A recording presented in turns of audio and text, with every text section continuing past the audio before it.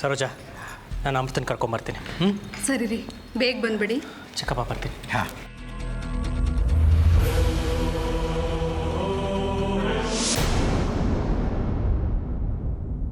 ಅಮ್ಮ,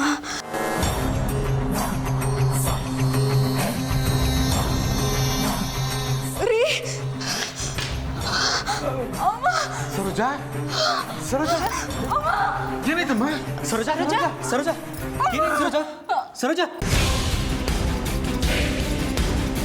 ಸರೋಜಾ, ಏನಾಯ್ತು? ಇರು, ಡಾಕ್ಟ್ರಿಗೆ ಫೋನ್ ಮಾಡ್ತೀನಿ.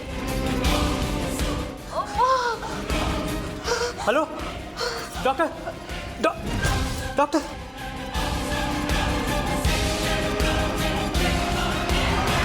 ಚಿಕ್ಕಪ್ಪ, ಚಿಕ್ಕಪ್ಪ, ಚಿಕ್ಕಪ್ಪ, ಡಾಕ್ಟರ್ ಫೋನ್ ಮಾಡಿ.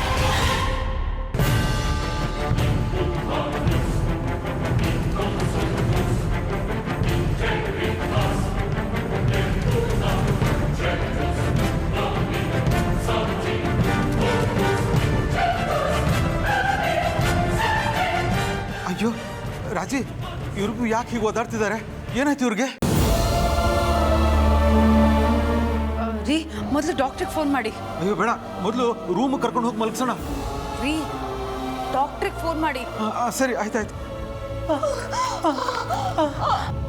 ಏನಾಗ್ತಾ ಇದೆ ನಿಮಗೆ? ಯಾಕೆ ಒದ್ದಾಡ್ತಾ ಇದ್ದೀರಾ? ಒಂದು ನಿಮಿಷ, ಡಾಕ್ಟ್ರ್ ಫೋನ್ ಮಾಡೋದಕ್ಕೆ ಹೋಗಿದ್ದಾರೆ, ಬಂದ್ಬಿಡ್ತಾರೆ. ಸಮಾಧಾನ ಮಾಡ್ಕೊಳ್ಳಿ.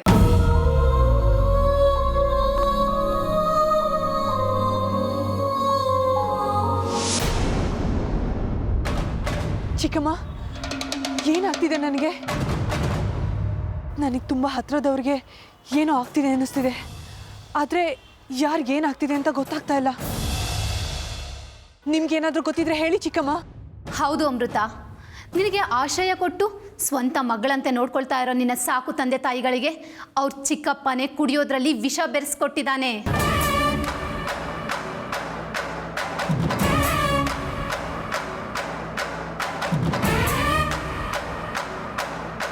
ಅವರೀಗ ಸಾವು ಬದುಕಿನ ಮಧ್ಯೆ ಹೋರಾಡ್ತಾ ಇದ್ದಾರೆ. ಏನು ಹೇಳ್ತಾ ಇದ್ದೀರಾ ಚಿಕ್ಕಮ್ಮ? ದೇವರಾಜ್ ಅವರು ಅಪ್ಪ ಅಮ್ಮನಿಗೆ ವಿಷ ಹಾಕೊಟ್ಟಿದ್ದಾರೆ ಅಂದರೆ ಏನು ಚಿಕ್ಕಮ್ಮ? ಇದು ಅನ್ಯಾಯ. ಒಂದು ಕಡೆ ನನ್ನ ತಂದೆ ತಾಯಿನ ಕೊಂದ ನನ್ನ ಶತ್ರುಗಳು ನನ್ನನ್ನು ಹುಡ್ಕೋದಕ್ಕೆ, ನನ್ನನ್ನು ನಾಶ ಮಾಡೋದಕ್ಕೆ ಪ್ರಯತ್ನ ಪಡ್ತಿದ್ದಾರೆ. ಇನ್ನೊಂದು ಕಡೆ ಈ ಲೋಕದಲ್ಲಿ ನನಗೆ ಅಪ್ಪ ಅಮ್ಮ ಆಗಿ ಇರೋದಕ್ಕೆ ನೆಲೆ ಕೊಟ್ಟಿರೋ ಸಾಕು ತಂದೆ ತಾಯಿಗಳಿಗೆ ಅವರ ರಕ್ತ ಸಂಬಂಧಿಗಳೇ ಕೊಲ್ಲೋದಕ್ಕೆ ನೋಡ್ತಾ ಇದ್ದಾರೆ. ಇದು ಯಾವ ರೀತಿ ನ್ಯಾಯ ಶಿವನೇ?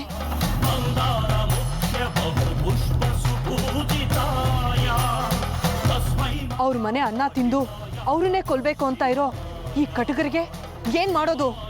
ಅಮೃತ, ಇದು ನ್ಯಾಯ ಅನ್ಯಾಯ ಲೆಕ್ಕ ಹಾಕಿ ನಿಲ್ಲೋ ಸಮಯ ಅಲ್ಲ. ಹೋಗು, ಬೇಗ ಹೋಗಿ ಅವರನ್ನ ಕಾಪಾಡು. ಇಲ್ದೆ ಹೋದ್ರೆ ಅವ್ರು ತಮ್ಮ ಪ್ರಾಣನ ಕಳ್ಕೊಳ್ತಾರೆ. ನಿಜ, ನಾನು ಅವ್ರನ್ನ ಬದುಕಿಸ್ಕೊಳ್ಳೇಬೇಕು. ಅವ್ರನ್ನ ಸಾಯೋದಕ್ಕೆ ನಾನು ಬಿಡಲ್ಲ. ನನ್ನ ತಂದೆ ತಾಯಿನ ಕೊಂದ ಹಾಗೆ ಅವ್ರನ್ನ ಕೊಲ್ಲೋದಕ್ಕೆ ನಾನು ಅವಕಾಶ ಮಾಡಿಕೊಡಲ್ಲ.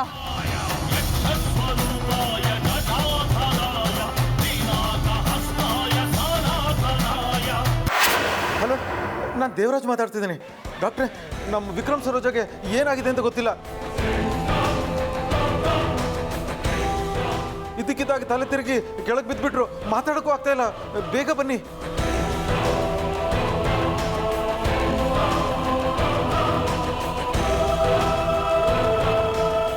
ಅಯ್ಯೋ, ಏನು ಹೇಳ್ತಿದ್ರ? ಊರಲ್ಲಿ ಇಲ್ವಾ ನೀವು? ಏನು ಮಾಡೋದು?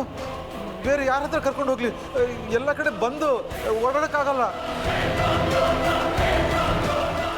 ಹಲೋ ಹಲೋ ಡಾಕ್ಟ್ರೆ. ರೀ, ಏನ್ರಿ ಮಾಡ್ತಾ ಇದ್ದೀರಾ ಇಲ್ಲಿ? ಡಾಕ್ಟ್ರಿಗೆ ಯಾಕೆ ಫೋನ್ ಮಾಡೋದಕ್ಕೆ ಹೋದ್ರಿ? ಅಯ್ಯೋ ರಾಜಿ, ನಾನು ಅಂತ ದಡ್ಡ ಅನ್ಕೊಂಡಿದ್ಯಾ? ನೋಡಿಲ್ಲಿ, ಡಾಕ್ಟ್ರಿಗೆ ಫೋನ್ ಮಾಡಿಲ್ಲ, ಡಯಲೇ ಮಾಡಿಲ್ಲ. ನಾನು ಸುಮ್ಮನೆ ಅವ್ರು ಕೇಳಿಸ್ಲಿ ಅಂತ ಡೌ ಮಾಡ್ತಾ ಇದ್ದೀನಿ ಅಷ್ಟೇ. ಹೌದಾ? ನಾನು ನಿಜವಾಗ್ಲೂ ನೀವೆಲ್ಲಿ ಡಾಕ್ಟ್ರಿಗೆ ಫೋನ್ ಮಾಡಿದ್ರಾ ಅಂತ ಹೆದರ್ಬಿಟ್ಟಿದೆ. ಅಲ್ಲ ರಾಜಿ, ನಾನೇನು ಅಂಥ ದಡ್ಡನ ಅಲ್ಲ.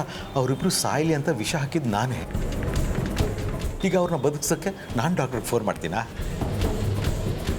ಖಂಡಿತ ಮಾಡಲ್ಲ. ಹಾಂ, ಇವರಿಬ್ಬರು ಕೊಟ್ಟಕ್ಕಂತಾರಲ್ಲ, ಆಗ ಫೋನ್ ಮಾಡ್ತೀನಿ. ಯಾಕೆ ಹೇಳು?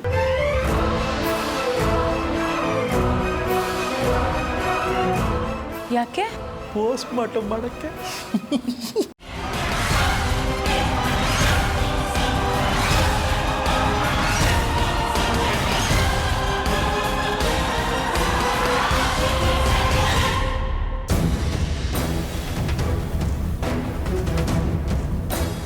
ಅರ್ಜುನ್, ನನ್ನ ಮೇಲೆ ಕೈ ಮಾಡ್ತೀಯಾ? ಮನ್ಸು ಮಾಡಿದ್ರೆ ಇದನ್ನೇ ದೊಡ್ಡ ಇಶ್ಯೂ ಮಾಡಿ ದೊಡ್ಡ ಗಲಾಟೆ ಕ್ರಿಯೇಟ್ ಮಾಡ್ಬೋದು. ಈ ವಿಷಯನೆಲ್ಲ ನಿಮ್ಮ ಮನೆಯವ್ರಿಗೆ ತಿಳಿಸಿ ನಿನ್ನ ಮುಖದಲ್ಲಿ ನೀರು ಇಳಿಸ್ಬೋದು. ಇಲ್ಲ, ಆದರೆ ನಾನು ಹಾಗೆ ಮಾಡಲ್ಲ. ಯಾಕೆ ಅಂದರೆ ನಿನ್ನ ದೃಷ್ಟಿಯಲ್ಲಿ ನಾನು ತುಂಬ ಒಳ್ಳೆಯವಳು. ದೊಡ್ಡ ಸಹನಾಮೂರ್ತಿ ಅನ್ನಿಸ್ಕೊಳ್ಳೋದರ್ದು ಇವತ್ತು ನನಗಿದೆ. ಅದಕ್ಕೆ ನಮ್ಮಿಬ್ಬರು ಮದುವೆ ಆಗೋ ತನಕ ನೀನು ಏನು ಮಾಡಿದ್ರೂ ಸಹಿಸ್ಕೊಂಡಿರ್ತೀನಿ. ಇವತ್ತಿನ ಮಟ್ಟಿಗೆ ಅದು ನನಗೆ ಅನಿವಾರ್ಯ ಕೂಡ. ಆದರೆ ಒಂದು ಸಲ ನೀನು ನನ್ನ ಕತ್ತಿಗೆ ತಾಳಿ ಕಟ್ಟಿದ್ಯೋ, ಆಗಿಂದ ಇವತ್ತು ಕೊಟ್ಟಿರೋ ಏಟಿಗೆ ಬಡ್ಡಿ ಸಮೇತ ಬೆಲೆ ತರಬೇಕಾಗತ್ತೆ.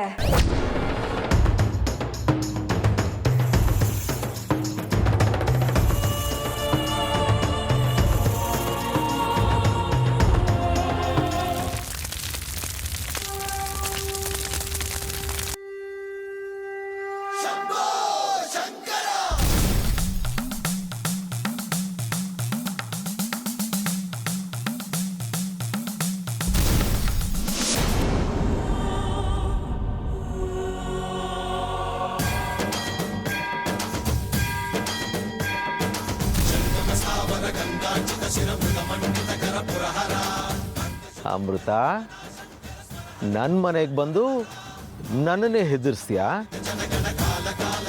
ಈಗ ನೀನು ಒಳಗೆ ಹೇಗೆ ಬರ್ತೀಯ ಅಂತ ನಾನು ನೋಡೇ ಬಿಡ್ತೀನಿ. ನೀನು ಒಳಗೆ ಬರ್ದಿರೋ ಹಾಗೆ ದಿಗ್ಬಂಧನ ಹಾಕ್ಸಿದ್ದೀನಿ. ಇನ್ನು ಈ ಮನೆಯಲ್ಲಿ ನೀನು ಕಾಲಿಡೋದು ಕನಸಿನ ಮಾತು. ಮುಗೀತು ನಿನಗೂ ಈ ಮನೆಗೆ ಇದ್ದ ಋಣ. ಇಷ್ಟರಲ್ಲಿ ವಿಕ್ರಮ್ ಸರೋಜಾ ಇಬ್ರು ಗೊಟ್ಟಕ್ಕಂತಾರೆ. ಆಮೇಲೆ ಈ ಮನೆಯಲ್ಲಿ ನಮ್ಮದೇ ರಾಜ್ಭರ, ನಾನೇ ರಾಜ, ನನ್ನ ಹೆಂಡತಿ ರಾಜಿನೇ ರಾಣಿ.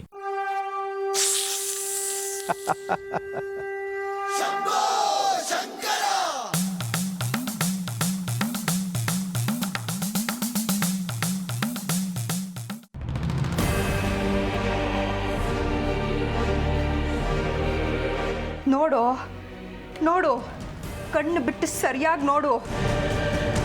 ನನಗೇನಾಗಿದೆ? ಆ ಅಮೃತಾಗಿಂತ ಚೆನ್ನಾಗಿಲ್ವೇನೋ? ಚೆನ್ನಾಗಿಲ್ವೇನೋ? ನಾನು ಏನು ಅಂತ ನಿನಗೂ ಚೆನ್ನಾಗಿ ಗೊತ್ತು. ಚಿಕ್ಕ ವಯಸ್ಸಿಂದ ನಾನು ಇಷ್ಟಪಟ್ಟಿದ್ದು ನನಗೆ ದಕ್ಕದೇ ಇದ್ದರೆ ನಾನು ರಾಕ್ಷಸಿ ಆಗ್ತೀನಿ ಅಂತ. ಈಗ ನನಗೆ ನೀನು ಬೇಕು ಅನ್ನೋದು ಮಾತ್ರ ಅಲ್ಲ, ಬೇಕೇ ಬೇಕು. ನಿನ್ನನ್ನು ಪಡ್ಕೊಳ್ಳೋದಕ್ಕೆ ನಾನು ಏನು ಬೇಕಾದರೂ ಮಾಡ್ತೀನಿ. ಒಂದು ಸರಿ ನೀನು ನನ್ನವನಾದೆ ಅಂತ ಇಟ್ಕೋ. ಆಗ